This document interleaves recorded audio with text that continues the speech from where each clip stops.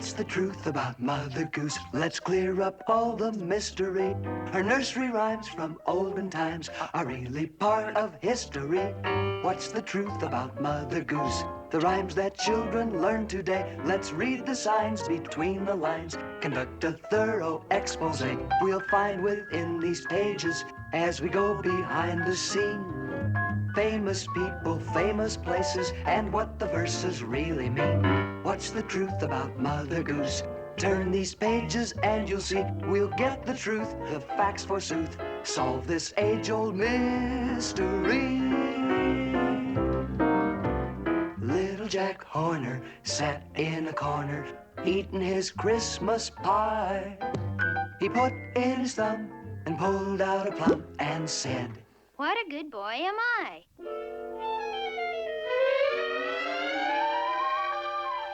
According to the facts, the history of this little rhyme goes back to 16th century London. Jack Horner was the servant of a city official on his way to deliver a Christmas present to King Henry VIII. In those days, it was a custom when bringing presents to the king to put them in a pie. And these presents, as Jack Horner knew, were usually something of great value.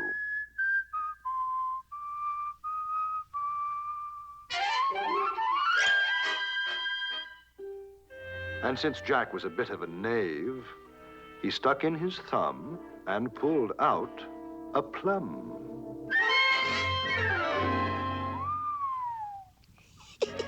Which happened to be the deed to a valuable estate.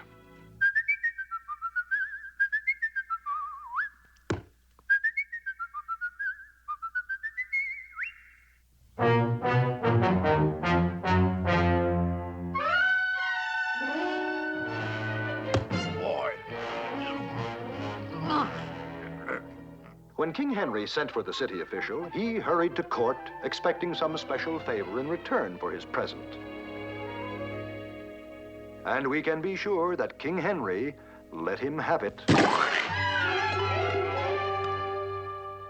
And as for Jack Horner, he took up residence on his stolen estate where he lived happily ever after. Unless, of course, he was haunted by a certain nursery rhyme that became surprisingly popular at that time. Little Jack Horner sat in a corner, eating a Christmas pie. Put in his thumb, pulled out a plum, said, "What a good boy am I." Jack Horner, Jack Horner, Jack Horner.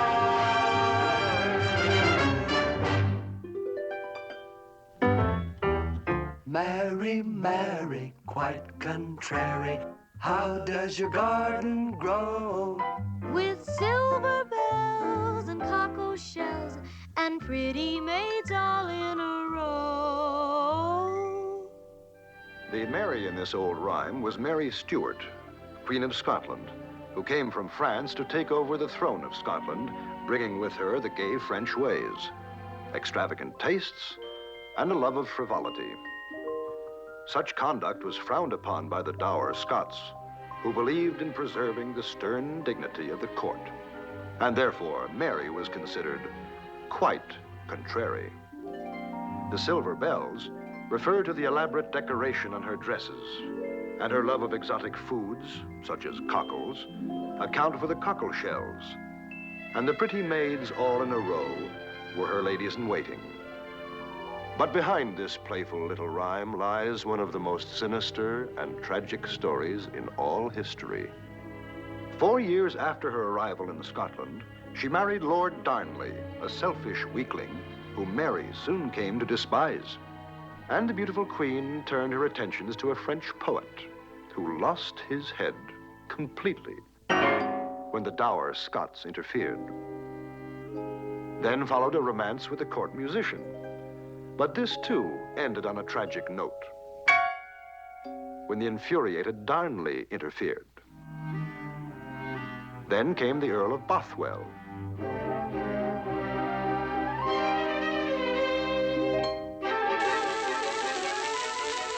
And the end of Lord Darnley. And 3 weeks later, Mary and Bothwell were married. Now Mary was considered much too contrary, and the outraged Scots rose against her, forced her abdication, and sent her to the island prison of Loch Leven. After a few months, Mary's irresistible charms so captivated the jailer's son that he risked his life to help her escape.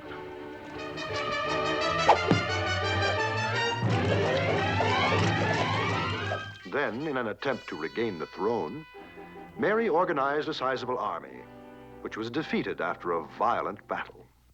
Oh, dear. And she fled to England to take refuge with her cousin, Queen Elizabeth. But Elizabeth became jealous of Mary's great popularity. This dazzling beauty had become the darling of the court and a rival for the crown, and must be eliminated. Mary. Although Mary was warned of the danger, she was still contrary and went her merry way. This was her fatal mistake. And she was accused and condemned as a traitor to the government. But Mary refused to plead for mercy and remained quite contrary to the end. Mary, Mary, quite contrary, how does your garden grow? With silver bells and cockle shells and pretty maids all in a row.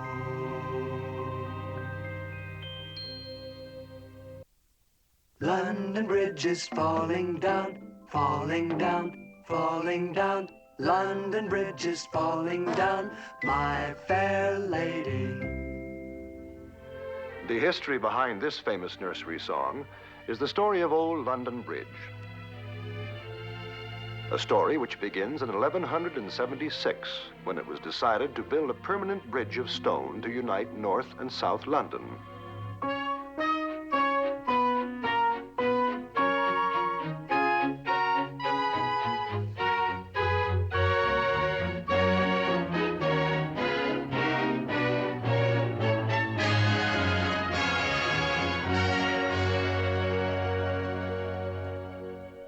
After the bridge was finished in 1209, it was sanctified by the addition of a beautiful two-story chapel over the central pier.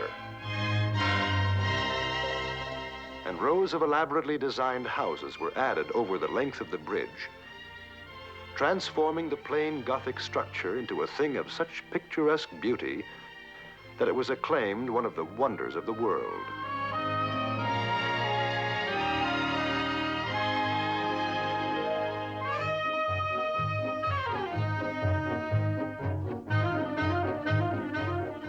The street floors were rented to merchants who did a bustling business, drawing their customers from the tide of traffic coming and going over the bridge.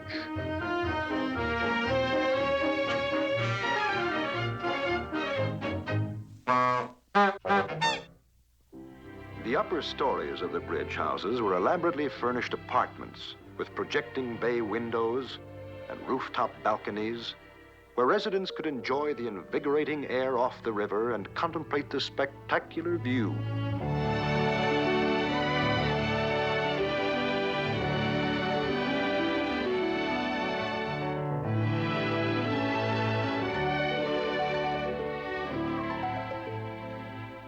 Little wonder that Hans Holbein and William Hogarth and many other famous painters chose to live on London Bridge.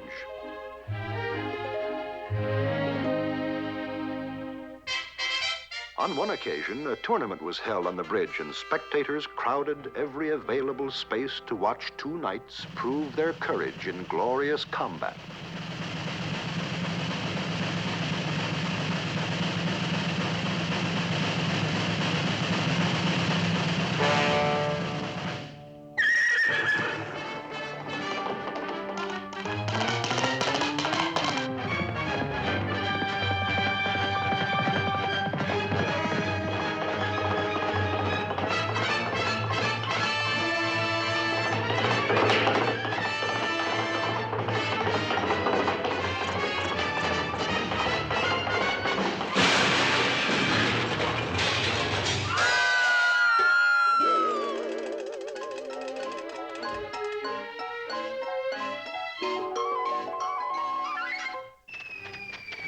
London Bridge was often the scene of spectacular displays and lavish celebrations, which marked great moments in English history.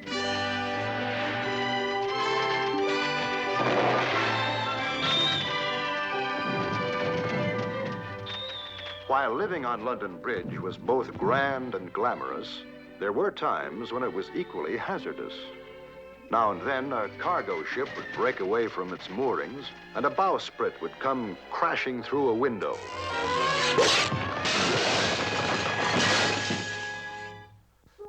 The greatest threat to the bridge and its inhabitants was fire. One such disaster occurred in 1666, when a fire started in the King's Bakery in Pudding Lane. At first, it was of little consequence. Then, suddenly, a strong east wind spread the fire beyond control, and it swept across the city and onto the bridge.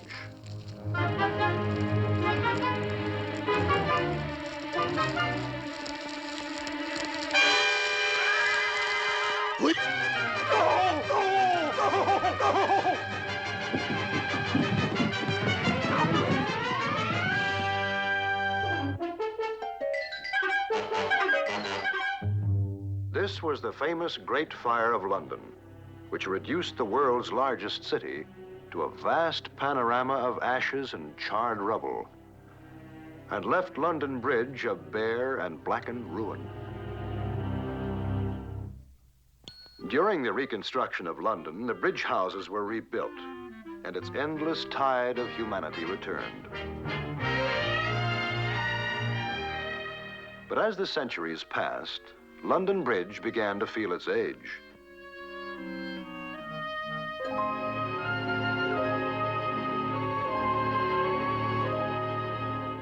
A lot of water had passed under the old bridge, undermining its foundations.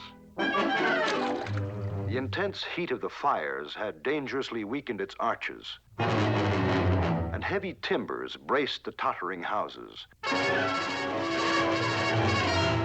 Violent tremors ran throughout the whole structure.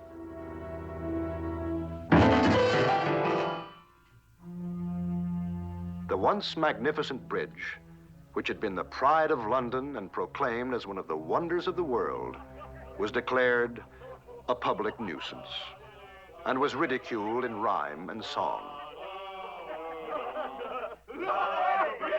Falling down, falling down, falling down.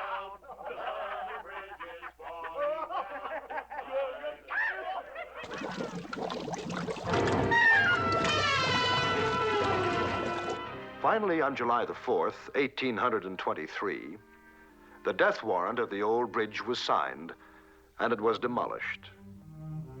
And a new bridge was built in its place, the London Bridge, which stands today. But the original London Bridge still lives on in the famous old nursery song. London Bridge is falling down, falling down, falling down. London Bridge is falling down, my fair lady. Shake and quake, oh London Bridge, have a ball till your arches fall. Jump and jive, oh London Bridge, my fair lady. And that's the truth about Mother Goose. The whole truth? The absolute historical truth? Well, as far as we know, that's the truth about Mother Goose. Now you've solved the mystery. That's all we know. That's all the show. We'll close our book of history.